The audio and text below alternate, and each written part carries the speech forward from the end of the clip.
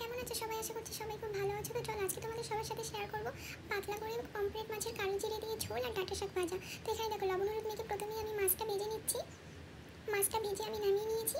এখন আমি এখানে কড়াইতে দিয়ে দেবো আর একটু তেল দেওয়ার পর তেলটা গরম হয়ে গেলে এখানে আমি কালো জিরে ফোড়ন দিয়ে দিয়েছি। কালো জিরে দেওয়ার পর এখানে আমি কেটে রাখা টমেটো দিয়ে দিয়েছি।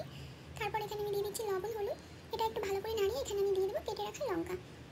তো লঙ্কাটা দেওয়ার পরে আরেকটু নাড়িয়ে এখানে আমি পরিমাণ মতো জল দিয়ে দিয়েছি। আর জলটা ফুটে গেলে এখানে আমি ভেজে রাখা মাছটা দিয়ে দেবো। তো মাছটা দিয়ে আরও 5 মিনিট মতো ফুটিয়ে জলটা একটু টেনে গেলে এখানে আমি কেটে রাখা ধনেপাতা দিয়ে দিচ্ছি। আর ধনেপাতা দেওয়ার পর এখানে আমি নামানোর আগে তরকারিতে একটু কাঁচা সরষের তেল দিয়ে দেবো। যে কোনো পাতলা মাছের ঝোল বা সরষে বাটাতে কিন্তু নামানোর আগে সরষের তেল দিলে খেতে খুব ভালো লাগে। আর এটা কিন্তু আমার মায়ের থেকেই আমি শিখেছি। তো মাছের ঝোলটা আমার হয়ে গেছে। এখন এখানে আমি করবো ডাঁটা শাক ভাজা। তো ডাঁটা শাক ভাজা করার জন্য কড়াইতে সবার আগে আমি কেটে রাখা ডাঁটা শাকটা দিয়ে একটু লবণ দিয়ে ঢেকে দেবো। আর এই ডাঁটা শাকটা কিন্তু দইয়ের আগেও আমাদের বাড়িতে বানানো হয়েছিল। মানে ডাঁটা শাকটা সেদিন দোকানে গিয়ে একটু ফ্রেশ ডাঁটা শাক পেয়েছিলাম, সেই কারণে একটু বেশি করে নিয়ে আসা হয়েছিল। কিছুটা ফ্রিজে রেখে দিয়েছিলাম আর কিছুটা 2 দিন আগে রান্না করেছিলাম। তো যেটা বাকিটা রাখা ছিল সেটা আজকে রান্না করলাম।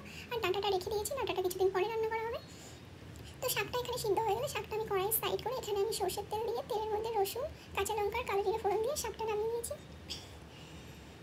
আর এখানে আমার সব কিছু রান্নাবান্না হয়ে গেছে, সব কিছু আমি নামিয়ে নিয়েছি। আর আজকে যেহেতু রবিবারের দিন নর্মালি কিন্তু চিকেনই বেশি রান্না হয়, মানে মুরগির মাংসটাই বেশি রান্না করা হয় প্রতি রবিবারেই।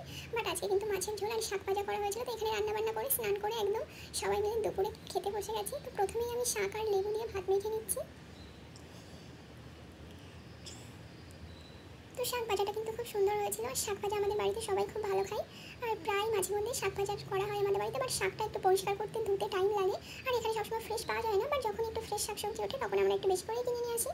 তো এখানে আমি শাক ভাজা দিয়ে ভাত খেয়ে নিয়েছি। এখন আমি এখানে নিয়ে নিচ্ছি মাছের ঝোল। আর মাছের ঝোলটাও কিন্তু খুব সিম্পলভাবে একদম পাতলা কোনো মশলা ছাড়া করেছি। আমাদের বাড়িতে সবাই একটু তেল মশলা কম পছন্দ করে। তো মাছের ঝোলটাও ভালো হয়েছে। তো এখানে সবাই খেয়ে দিয়ে নিলাম একদম দুপুরবেলা জমিয়ে। তো চলো সবাই টাটা।